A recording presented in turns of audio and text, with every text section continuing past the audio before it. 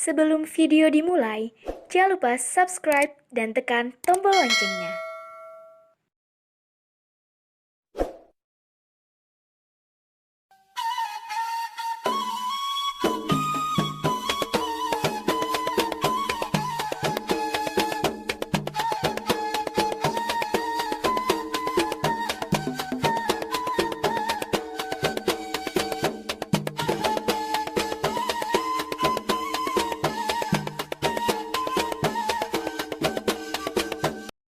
Assalamualaikum warahmatullahi wabarakatuh. Bismillahirrahmanirrahim. Wassalatu wassalamu ala rasulillah Sayyidina maulana Muhammad bin Abdullah wa ala alihi wa sahbihi wa man wala ma ba'du. Qala rabbi shrah li sadri wa yassir li amri wa hlul 'uqdatam min lisani yafqahu qawli. Wa qala subhanaka la ilma lana illa ma 'allamtana innaka antal alimul hakim. Wa la haula wa la quwwata illa billahil aliyil azim. Baik, anak-anakku sekalian, jumpa lagi bersama saya di channel YouTube Eco El Barokah. Channel YouTube yang akan membahas seputar kajian mata pelajaran Pendidikan Agama Islam kelas 11. Dan untuk saat ini kita akan membahas tentang bab selanjutnya, yaitu bab yang keempat di semester 2 ini, atau lebih tepatnya mungkin bab 10 ya. Dan di bab ini kita akan membahas sejarah kebudayaan Islam yang merupakan tindak lanjut atau sequel ya, atau kelanjutan daripada sejarah kebudayaan Islam yang di semester pertama, di mana yang kemarin di semester pertama kita lebih fokus membahas tentang periode abad klasik, yang dimana di situ kita membahas lebih banyak kepada periode dinasti Muawiyah dan Abbasiyah ya. Baik, sedangkan di semester 2 ini kita akan membahas ya tentang periode abad modern. Nah, baik, yang pertama yaitu munculnya pembaharuan Islam ya. Munculnya pembaruan Islam, dalam hal ini Harun Nasution ya membagi periodisasi sejarah kebudayaan Islam menjadi 3 garis besar. Yang pertama yaitu periode abad klasik ya, di mana periode abad klasik ini terjadi antara tahun 650 sampai 1250 Masehi. Yang kedua yaitu abad pertengahan ya. Bentar, untuk yang periode abad klasik yang tadi itu sudah pernah kita bahas di semester yang pertama ya. Kemudian yang kedua yaitu periode abad pertengahan, yaitu sekitar tahun 1250 sampai 1800 Masehi. Dan yang terakhir yaitu periode abad modern ya, yaitu tahun 1800 Masehi sampai sekarang. Dan ini yang juga akan kita bahas pada bab ini ya. Baik. Nah, periode abad klasik di sini secara garis besar menggambarkan kejayaan dunia Islam ya, yaitu pada tentunya masa Rasulullah SAW ketika masih memimpin Islam, kemudian dilanjutkan oleh para generasi sahabat yaitu Khulafaur Rasyidin dan juga para tabi'in ya, yang mengikuti langkah atau jejak para sahabat ya. Dan kemudian pada abad pertengahan ya, umat Islam mengalami kemunduran ya. Jadi setelah di masa abad klasik itu merupakan masa kejayaan, di abad pertengahan merupakan masa kemunduran. Dan di abad modern yang akan kita bahas ini, di periodisasi abad modern ini, umat Islam mengalami yang namanya kebangkitan daripada masa kemunduran Islam. Nah, menurut Muhaimin ya, Islam ini mengalami kemajuan di abad klasik itu dikarenakan adanya beberapa hal berikut ya, di antaranya yaitu umat Islam melaksanakan Al-Qur'an ya, dan memerintahkan supaya untuk manusia tadi itu menggunakan akal ya. Kemudian yang kedua, umat Islam ya di zaman Rasulullah dan juga di zaman-zaman generasi abad klasik itu tidak hanya menuntut umat Islam dalam hal menuntut ilmu agama saja, tapi juga menuntut ilmu-ilmu lain ya, ilmu umum ya, ilmu artinya dia terbuka juga dengan ilmu umum, ya, bahkan dari bangsa barat, bangsa Eropa, yang penting bermanfaat bagi kehidupan manusia. Ya, terbukti Rasulullah SAW sendiri sampai pernah menyampaikan sebuah hadis yang menyatakan bahwa utlubul ilma walau biswin, ya, yaitu tuntutlah ilmu sampai ke negeri Cina. Ya, artinya di sini Rasulullah tidak hanya membatasi mempelajari ilmu itu hanya di lingkungan Arab, tapi juga bisa sampai ke luar negeri. Ya, walaupun di negeri itu masih, ya, mayoritas dihuni oleh orang-orang non-Muslim. Nah, kemudian terbukti juga di abad klasik ini banyak bermunculan orang-orang yang ulama-ulama yang berani berijtihad dan juga akhirnya memunculkan para tokoh-tokoh ilmuwan, ya, seperti ahli ilmu, tidak hanya ahli ilmu agama, ya, tapi juga ahli ilmu kedokteran, matematika, ya, kimia, ahli bahasa, fisika, astronomi dan sebagainya, ya. Dan di sini juga dikatakan abad klasik itu mengalami kejayaan dikarenakan ulama yang saat itu adalah ulama yang berdiri sendiri, ya, ulama yang istilahnya pada saat itu menolak tawaran penguasa, ya, untuk menjadi pegawainya. Artinya independen, ya, tidak mau dipengaruhi oleh kepentingan politik atau kepentingan pemerintah. Nah, kemudian si Muhaimin ini melanjutkan bahwa di periode pertengahan umat Islam ini mengalami kemunduran dikarenakan beberapa hal juga. Yang pertama adalah di zaman itu ulama kurang berani melakukan ijtihad, ya. Yang kedua, pada masa itu para ulama ini para ulamanya hanya menerima saja, ya, peninggalan-peninggalan dari ulama periode klasik, sehingga tidak berani melakukan semacam pembaruan atau eksperimen, ya, yang menyesuaikan dengan zaman di saat itu, ya, artinya ketinggalan zaman itu, ya. Nah, kemudian juga dikatakan para ulama, artinya yang tadi, ya, mengikuti pendapat-pendapat ulama yang sebelumnya, yang padahal pendapat ulama tersebut juga belum tentu relevan dengan kebutuhan hidup di zaman saat itu, ya. Nah, kemudian di sini juga dikatakan ulama tersebut hanya sibuk mencari ilmu agama, ya, sehingga ilmu umum tidak berkembang, ya, dan justru cenderung lenyap itu ilmu umum, ya. Dan juga di sini dikatakan para ulama tidak lagi independen atau berdiri sendiri, ya, akan tetapi bergantung kepada kepentingan penguasa, ya. Ya, baik. Kemudian, sekarang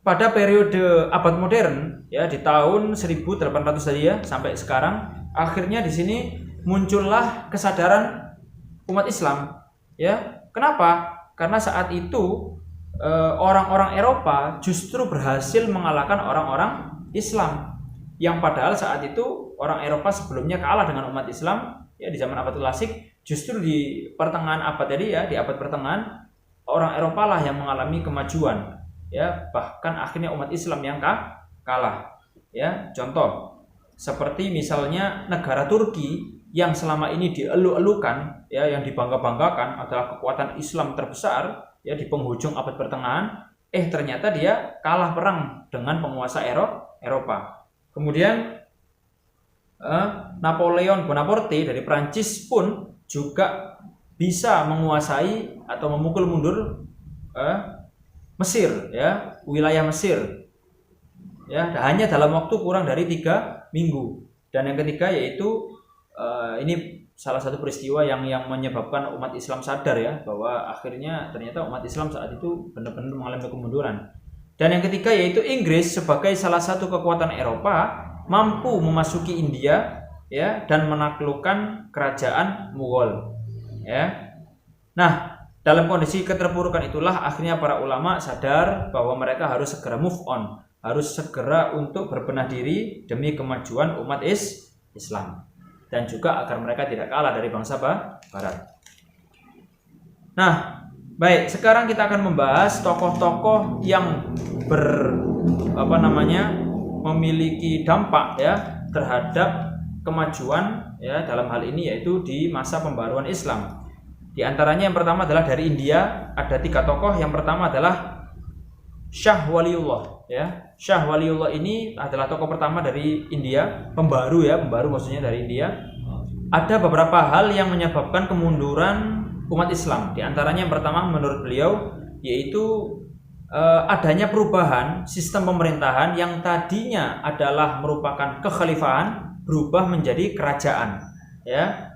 Yang kedua, sistem demokrasi yang terdapat dalam sistem kekhalifahan kan dulu kan dipilih ya oleh beberapa sahabat ya, sahabat senior untuk memilih salah satu orang yang dibaiat atau dipilih untuk menjadi pengganti Rasulullah. Itu kan juga merupakan demokrasi ya.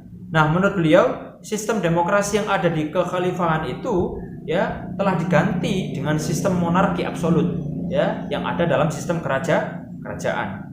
Dan yang ketiga, perpecahan umat Islam itu terjadi karena, atau kemunduran umat Islam ya, terjadi karena adanya berbagai pertentangan justru dalam kelompok internal umat Islam ya, munculnya berbagai macam aliran ya, itu yang akhirnya menyebabkan umat Islam sibuk ya bertempur melawan saudaranya sendiri. Dan yang keempat, menurut beliau adat istiadat atau ajaran ya yang tidak ada dalam Islam justru masuk ya dalam agama Islam.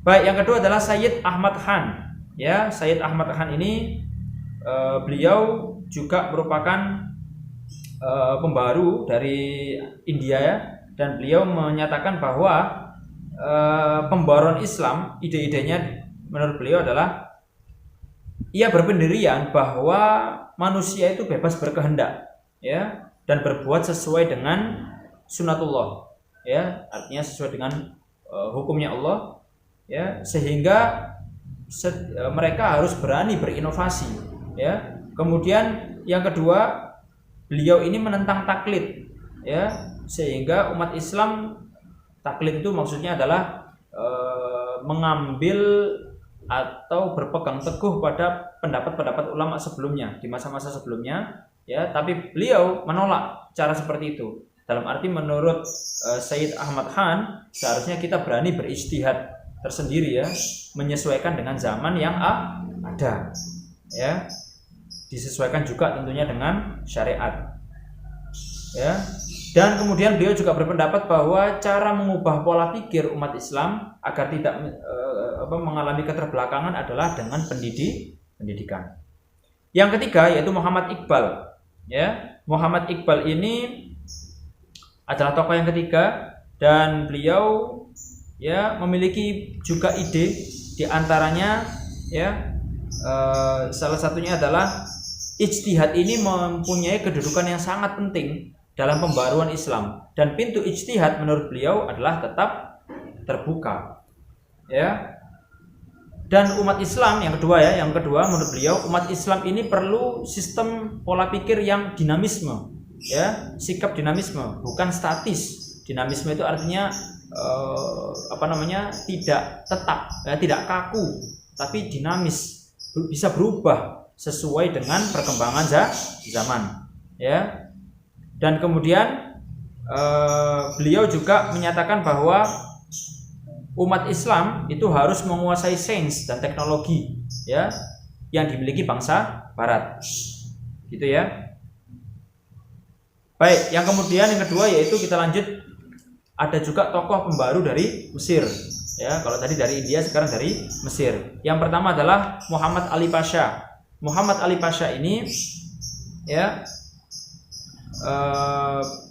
menyatakan bahwa jatuhnya Mesir ke tangan Napoleon Bonaparte atau kalah dari Prancis itu menyadarkan beliau bahwa Prancis telah maju ya dalam bidang teknologi peperangan ya, sehingga saat itu beliau Muhammad Ali Pasha mendatangkan ya, dalam arti setelah konflik Prancis dengan Mesir berakhir ya, karena saat itu Prancis diusir oleh Inggris, maka saat itu beliau mendatangkan seorang perwira dari Prancis untuk melatih tentara Mesir, ya. Mulai ada keinginan beliau, ya, yang direalisasikan dengan membuat atau mendirikan sekolah militer, ya, pada tahun 1815 Masehi untuk umat Islam.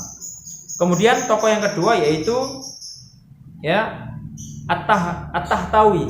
At-Tahtawi ini menyatakan, ya, pemikiran beliau diantaranya adalah ajaran Islam ini bukan hanya memikirkan soal akhirat, ya, tapi juga urusan duniawi, sehingga harus seimbang urusan dunia dan akhirat, gitu ya.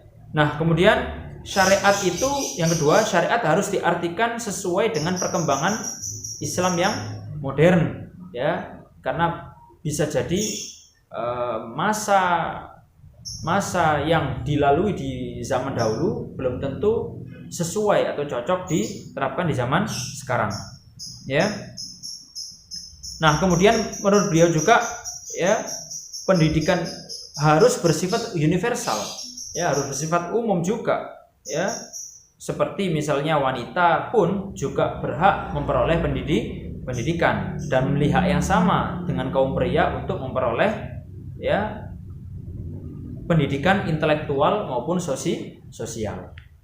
Nah, kemudian beliau juga menyarankan agar tidak terjadinya kemunduran Islam adalah umat Islam hendaknya tidak bersifat tadi, ya, statis dan kolot, ya, harus siap untuk menerima perubahan.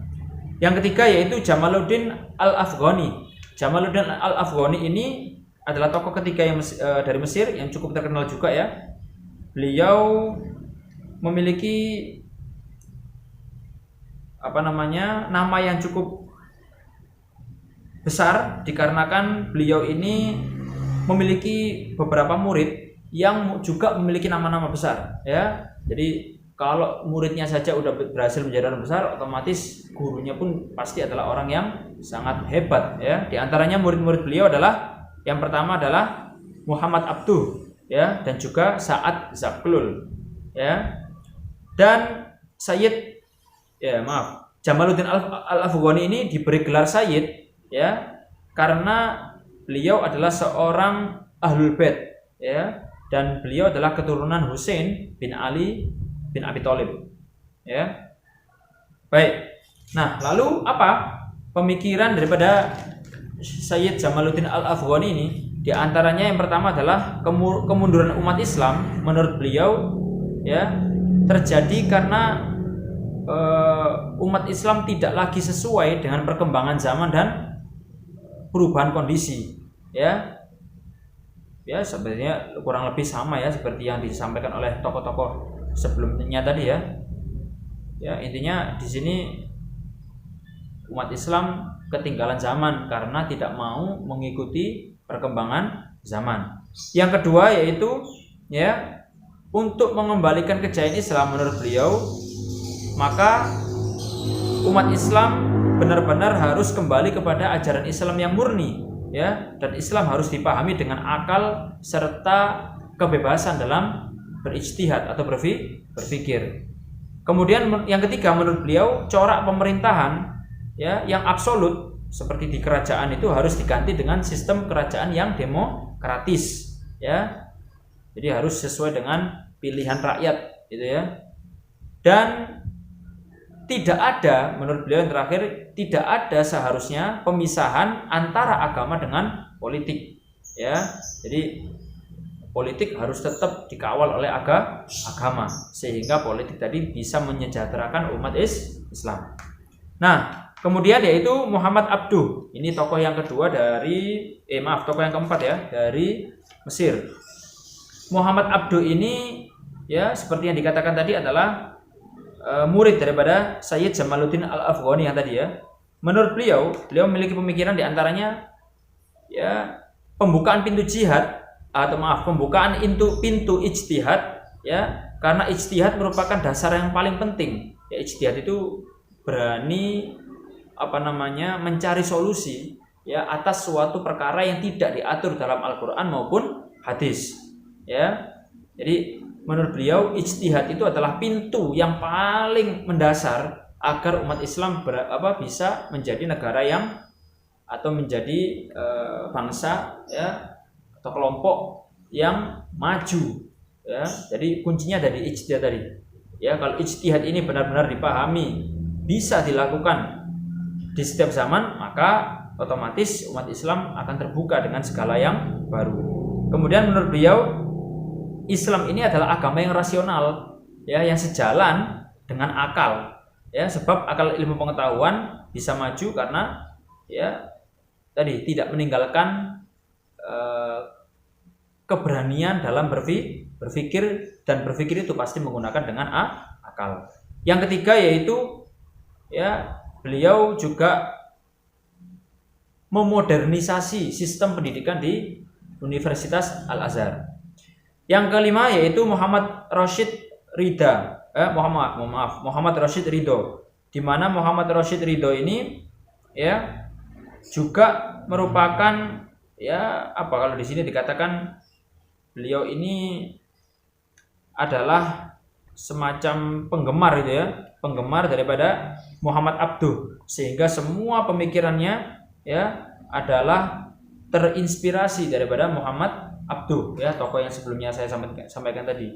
Dan sebenarnya pemikirannya pun karena sesuai dengan pemikirannya Muhammad Abduh, pemikirannya pun tidak jauh-jauh daripada pemikiran Muhammad Abduh, ya, dimana yang disampaikan beliau, ya, tadi, ya, hampir sama, ya, dimana di sini dikatakan sifat aktif dan dinamis dari umat Islam harus dipertahankan, bahkan kalau perlu dikembangkan. Dan juga dikatakan di sini umat Islam harus meninggalkan sikap atau paham dari kaum Jabariyah, ya. Kaum Jabariyah itu apa? Yaitu kaum atau paham yang menyatakan bahwa Allah lah yang menentukan segala sesuatu, ya, harus ditinggalkan itu paham itu menurut beliau, ya, karena Jabariyah ini dikhawatirkan akan menyebabkan umat Islam, ya, menjadi, ya, semacam pasrah, ya, lebih mudah pasrah sebelum berani berinovasi atau mencoba segala sesuatu yang menantang, ya. Kenapa? Karena paham Jabariyah adalah semua sudah diatur sama Allah, jadi ya udah, biarkan sudah ini berjalan sesuai dengan kehendak Allah tanpa adanya ikhtiar. Ini yang dikhawatirkan oleh Muhammad Rashid Ridho, ya. Nah, ya, selebihnya sama, ya. Jadi intinya jangan sampai menutup mata dengan pendidikan ilmu maupun teknologi, sekalipun itu berasal dari bangsa Barat. Baik, berikutnya yaitu pembaharu dari bangsa Turki. Yang pertama yaitu Sultan Mahmud II, ya. Baik, Sultan Mahmud II ini memiliki gagasan-gagasan, diantaranya menerapkan sistem demokrasi dalam pemerintahannya, ya. Jadi mulai di Sultan Mahmud II ini, ya, terjadi sistem demokrasi. Kemudian menghapus pengkultusan sultan, ya, yang dianggap suci oleh rakyatnya, ya. Jadi ada seperti itu, ya. Ya, sultan kalau salah ya salah gitu, ya, dihukum. Kemudian mulai memasukkan, ya, kurikulum pendidikan umum ke madrasah-madrasah atau ke sekolah-sekolah yang berbasis agama. Udah mulai dimasuki pelajaran umum, ya. Dan juga mendirikan, ya, beliau bisa mendirikan sekolah kedokteran dan juga sekolah militer. Bahkan juga dikatakan di sini ada sekolah teknik, ya. Kemudian yang kedua yaitu tokoh pembaru yang kedua dari Turki yaitu Namik Kemal, ya. Nah, Namik Kemal di sini, ya, merupakan tokoh yang kedua dari dari Turki, ya, yang memiliki beberapa pemikiran. Di antaranya ini gini, menurut beliau, ya, kondisi ekonomi dan politik kerajaan Turki, ya, Utsmani ada yang nggak beres, sehingga terjadi runtuh, ya, keruntuhan. Dan beliau menawarkan, ya, atau memberikan solusi atas keterpurukan daripada kerajaan Turki Utsmani tersebut, yaitu dengan mengganti pemerintahan yang sifatnya absolut, ya, menjadi pemerintahan yang konstitusional, ya. Apa perbedaannya? Kalau pemerintahan yang absolut ini pemerintahan yang tidak memiliki atau terkesan tidak memiliki batas masa jabatan. Ya, artinya pemerintahan tersebut adalah atau seorang pemimpin tersebut menjabat untuk selama-lamanya, tapi tidak dengan konstitusi. Kalau dengan sistem konstitusional itu memiliki masa jabatan, ya, entah itu 5 tahun, 4 tahun, ya, dan sebagainya, ya. Nah, kemudian yang kedua yaitu menurut beliau, ya, yang terjadi kemunduran di kerajaan Turki, ya, itu adalah karena rakyat di saat itu sebagai warga negara yang seharusnya memiliki hak-hak politik yang seharusnya dilindungi, ya, oleh negara, dihargai, dihormati, ya, mungkin saat itu tidak mendapatkan itu semuanya. Ya, artinya yang berbeda pendapat dengan pemerintah akan langsung ditangkap atau mungkin akan dihukum mati, ya, sehingga terkesan sangat melecehkan, ya, atau mungkin sangat merendahkan, ya, dan tidak memedulikan hak-hak daripada warga negara. Gitu ya. Baik. Selebihnya pemikiran beliau sama, ya. Dan sekarang kita akan masuk satu bahasan, ya, di mana adakah pengaruh daripada gerakan pembaru Islam ini, ya, yang terjadi di beberapa negara tadi dengan perkembangan Islam di Indonesia, ya. Baik, ternyata, ya, gema pembaruan yang dilakukan oleh Sayyid Jamaluddin Al-Afghani dan juga Syekh Muhammad Abdul Wahab, ya, dan juga tokoh-tokoh yang saya sebutkan tadi ternyata juga masuk, ya, artinya sampai juga kepada negara kita yaitu Indonesia, ya, dan itu terbukti, ya, di negara kita sampai akhirnya mendirikan beberapa organisasi-organisasi yang berbasis agama Islam, ya, mulai dari zaman penjajahan, ya, sampai ya sampai sekarang, ya. Tapi intinya adalah organisasi-organisasi keislaman tersebut, ya, bertujuan adalah untuk menggalang kekuatan, ya, untuk menggalang persatuan, ya,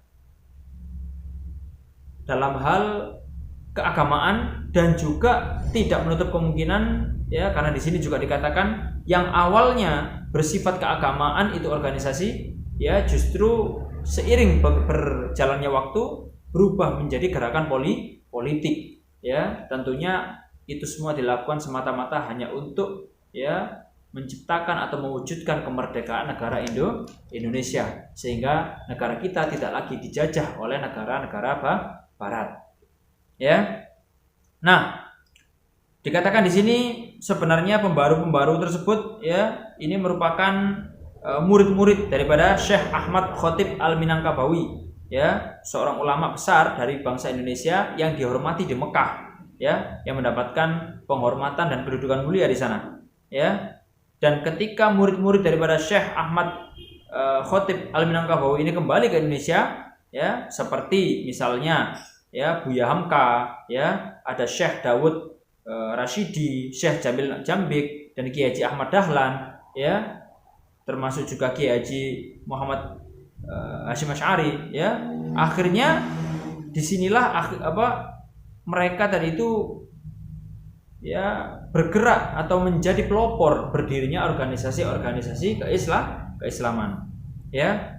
Jika kita lihat dari sejarah organisasi keislaman di Indonesia pada awal abad ke-20, ya, ini, ya, ada sekitar 11, ya, organisasi atau ormas Islam, ya, yang berdiri, ya, banyak sekali, ya. Di antaranya ada Jamiatul Khair, ya, kemudian Muhammadiyah, ada Al-Irsyad, kemudian Persis atau Persatuan Islam, ya. Kemudian di sini ada juga Sarekat Dagang Islam, ya, Jamiatun Nahdlatul Ulama, kemudian Matlaul Anwar, ya, Pergerakan Tarbiyah Persatuan Muslim Indonesia, ya, Majelis Tafsir Al-Qur'an, ya, atau MTA itu, ya, kemudian Majelis Islam Ala Indonesia, ya. Jadi ada 11 kurang lebih, ya, organisasi-organisasi keislaman yang pernah berdiri, ya. Nah, dari organisasi-organisasi tersebut, ya, ada 2 organisasi terbesar yang sampai sekarang masih eksis, ya, yang sampai sekarang masih berpengaruh ya di negara kita, yaitu adalah pertama yaitu NU ya, atau Nahdlatul Ulama, dan yang kedua adalah Muhammadiyah ya, di mana kita tahu bahwa Nahdlatul Ulama ini didirikan oleh Kiai Haji Hasyim Asy'ari ya, dan yang kedua yaitu untuk Muhammadiyah didirikan oleh Kiai Haji Ahmad Dahlan, yang ternyata keduanya ini ya, atau beliau berdua ini merupakan ya satu seperguruan ya, saudara seperguruan ya, karena beliau berdua ini sama-sama pernah belajar di Mekah ya dengan guru yang sama, yaitu Syekh Ahmad Khatib Al-Minangkabawi dan juga Syekh Nawawi Al-Bantani ya. Tapi dari dua murid ini ya ternyata bisa mendirikan dua organisasi yang berbeda ya. Nah, baik. Kemudian menurut Mukti Ali ya, dapat diketahui ada 5 faktor yang mendorong munculnya gerakan pembaru Islam ya di Indonesia maksudnya ya.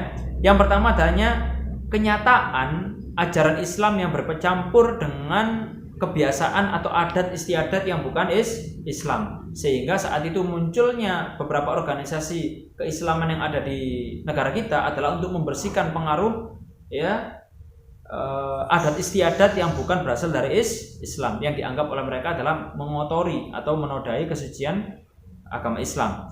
Yang kedua ya, munculnya organisasi-organisasi ini ada dikarenakan adanya lembaga-lembaga pendidikan Islam yang kurang efisien, sehingga mereka menawarkan program-program yang jauh lebih efektif dan efisien. Yang ketiga yaitu adanya kekuatan misi dari luar Islam yang mempengaruhi gerak daripada dakwah Islam. Jadi ada mungkin dari pihak penjajah ya, dari pihak bangsa Eropa atau pihak penjajah atau orang-orang yang non muslim atau orang kafir yang berupaya untuk membatasi itu gerakan dakwah umat Islam, karena dikhawatirkan kalau umat Islam ini menjadi sadar dan cerdas, maka umat Islam akan membahayakan para penjajah. Dan keempat yaitu ya, di sini dikatakan adanya gejala dari golongan intelijensia tertentu yang merendahkan umat Islam. Ya, umat Islam saat itu cenderung dilecehkan, direndahkan ya, sehingga gerakan organisasi ini adalah untuk memberikan jawaban atas pelecehan yang mereka alami. Yang kelima yaitu ya, adanya kondisi politik, ekonomi dan sosial budaya Indonesia yang bobrok ya, atau yang buruk diakibatkan karena terlalu lama dijajah oleh negara Eropa. Ya, baik. Dengan demikian dapat disimpulkan bahwa ya gerakan pembaruan yang muncul di negara-negara luar ya dan juga yang ada di Indonesia ini akhirnya menyebabkan ya lahirnya organisasi keagamaan ya, yang awal mulanya bersifat keagamaan justru akhirnya berubah haluan ya, karena memang dituntut saat itu ya untuk berubah haluan ke arah politik ya, yang akhirnya kegiatan-kegiatan tersebut akhirnya pada akhirnya menuntut Indonesia untuk merdeka ya. Dan memang benar kalau kita lihat sejarah membuktikan, kalau kita lihat peristiwa di Surabaya ya, peristiwa 10 November di mana ditetapkan Hari Pahlawan, di situ adalah adanya seruan revolusi jihad ya daripada organisasi yang dipimpin oleh Kiai Haji Hasyim Asy'ari, yaitu organisasi Nahdlatul Ulama, yang akhirnya mengobarkan semangat para pejuang untuk berjihad di jalan Allah Subhanahu wa Ta'ala. Baik, anak-anakku sekalian dimanapun kalian berada, itulah tadi ya sekelumit tentang materi-materi sejarah kebudayaan Islam yang membahas tentang tokoh-tokoh pembaharu Islam di zaman modern yang bisa saya sampaikan, dan saya mengucapkan kurang lebihnya mohon maaf. Semoga bermanfaat bagi kita semuanya, dan sampai jumpa pada video-video saya selanjutnya. Terima kasih. Akhirul kalam, subhanakallahumma bihamdika asyhadu an la ilaha illa anta astaghfiruka wa atubu ilaik. Assalamualaikum warahmatullahi wabarakatuh. Wallahu a'lam bishawab.